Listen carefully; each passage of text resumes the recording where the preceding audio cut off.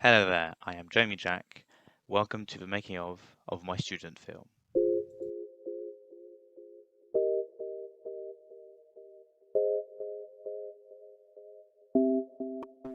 On the third year of my course, I would have the option of making a film, and I could start the pre-production at the end of my second year, which is what I went for. More specifically, I wanted to make a stop-motion production. I am often inspired by the games I play. At the time, I was playing For Honor, and you may see quite a few similarities between characters and all that sort of stuff. What I first wanted to create was a cool fight scene.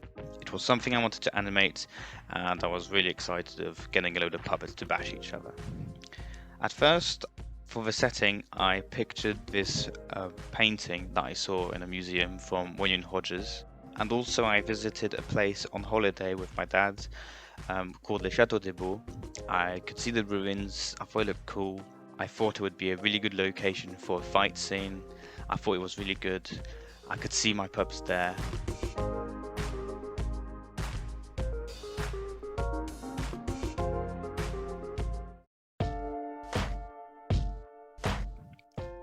It is in my second year of animation where I make this sculpt, a warrior with a shield and flail. He is eventually going to become the first puppet I make for this project, and the first puppet I made for a film production. My first attempt to making him into a puppet was a failure. The wires snapped and the shape of it was just not very good. It wasn't up to standard. On my second try, I did much better. So the base of it is made with KNS, which are brass bars, and wire.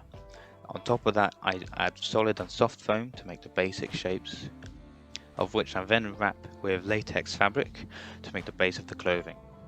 I got another student to make a tunic for me. This is the green and yellow part one. I then add armor pieces, which were made from plastic that I could mold through heat. The helmet took a couple of tries, but I eventually got to a good fit. And I added a little back of the neck kind of protector, bit kind of like chainmail sort of job, but with leather. On this puppet, I wanted replaceable arms, either to replace them in case they break, or also for dismemberment, because that would always be fun. The second puppet I made was more of a halberdier design. He had a massive axe and was well armored. There's not much difference in this puppet to the other one, it's used the exact same concepts.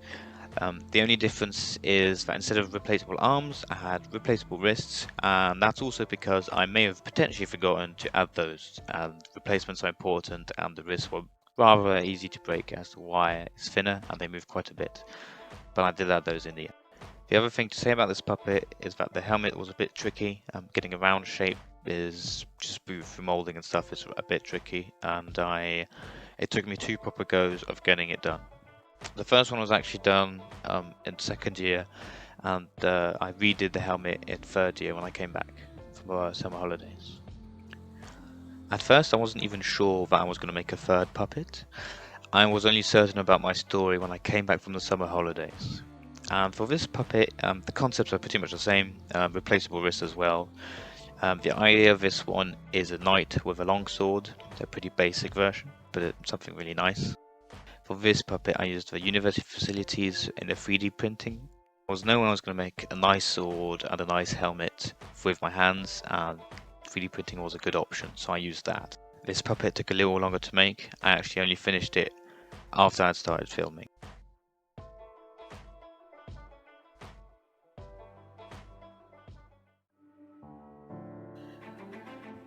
At the end of my second year, I still wasn't quite sure what my story was going to be about. Something I was certain about, though, was my set, what it was going to look like. I had inspiration from this painting and the place I visited on holiday, and I knew I wanted a courtyard of a castle in ruins, something a bit gloomy, maybe having it set in the evening with a pink sky to make it feel a bit more surreal. I wanted a fight scene, so I needed enough space for that.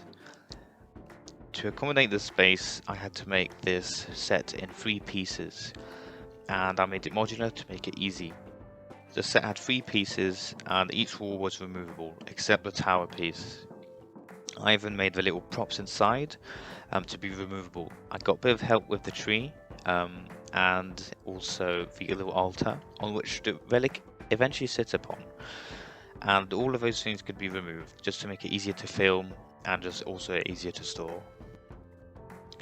Making the set allowed me to use quite a few facilities of the university, which was one, the woodworks, and also the laser cutting booth. For all the little pebbles on the ground were either cut out with foam or laser cut, then trimmed by hand. And there's actually about 1,800 of those on the set. Same with the pebbles, I got to use a mold and then use Jesmonite, and which made sped up the process of making those bricks, as about half of them are foam and half of them are Jesmonite molds. There's about 500 of those, or maybe a little bit more. I also got help making those little bricks from what I like to call the Brick Army. A fun little group. The set as well wasn't quite finished when I started shooting. When I started shooting, I only had 2 pieces made, and the last third piece was still in need of bricks. Those took a while to make, but I got there in the end, and there's just loads of them. And it's quite an achievement itself, and I'm happy with that. For the details of the set, for the ground, I had a mix of dirt, bits of cork, and glue, all painted into a sort of brownish to make the dirt. So I kind of stick that a bit everywhere on the set to make it a bit more alive and a bit more detailed. I also added some branches to the side to kind of give a feel of how everything was dead there and it was in ruins. So it was all like dead foliage on the sides. Those were with wire and papier-mâché painted it brown, pretty much looking dead. So how the puppets and the set would work together was through pin downs. So the base of the set was some silver, I think it came from walls, but it allowed for pins to go through, which was exactly what I needed. And also the pebbles on the ground were either made of foam or cork, which allowed pins to go through the puppet and then the set. And all that worked fine and worked perfectly during the shooting. So as I have been saying, the story wasn't quite figured out until the summer, and that is when I thought of what was going to happen. The story itself kind of appeared from the set and how I was making the set. So on the set I was making this little altar, which I thought it looked nice on the set and thought it had its place. And the idea came that on that altar could be a bit of a relic, a cup, and that is what the puppets were going to fight for. I also thought of adding the third puppet over summer, as I thought it'd be a lot more interesting of having 3 puppets fight each other instead of 2, as it would make the choreography much nicer.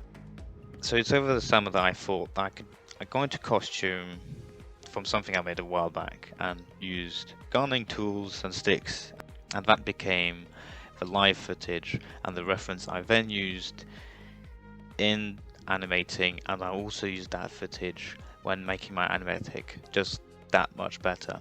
It was very useful and I had fun doing it.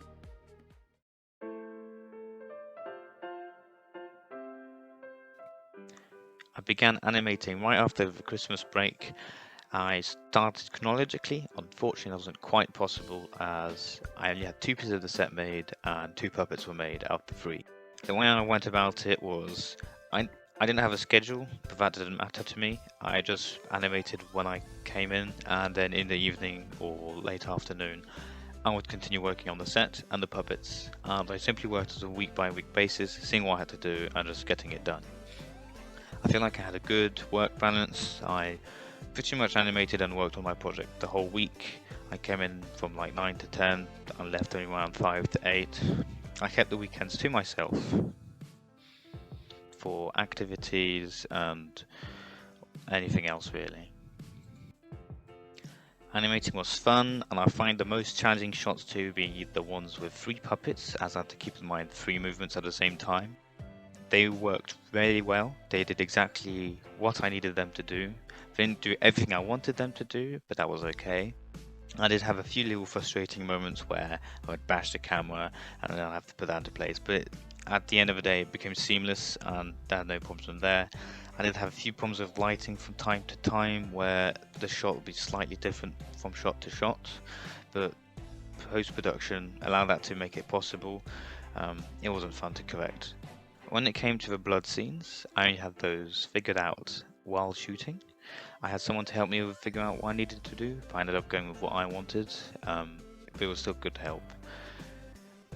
The replacements of the puppets worked really well, no problems changing those.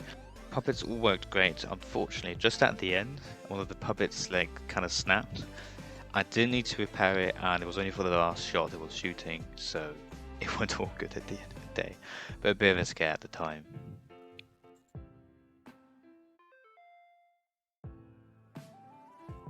I mostly made the film all by myself, the set, the puppets, the story, and the animation. However, I did get a bit of help here and there.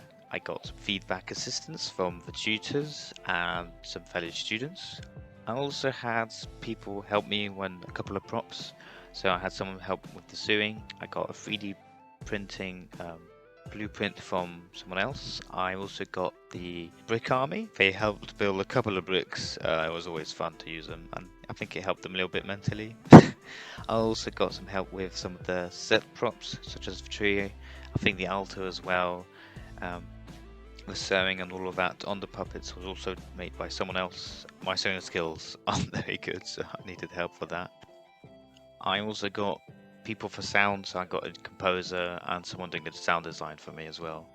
Yeah, I did get some help, and it was helpful, as help would be.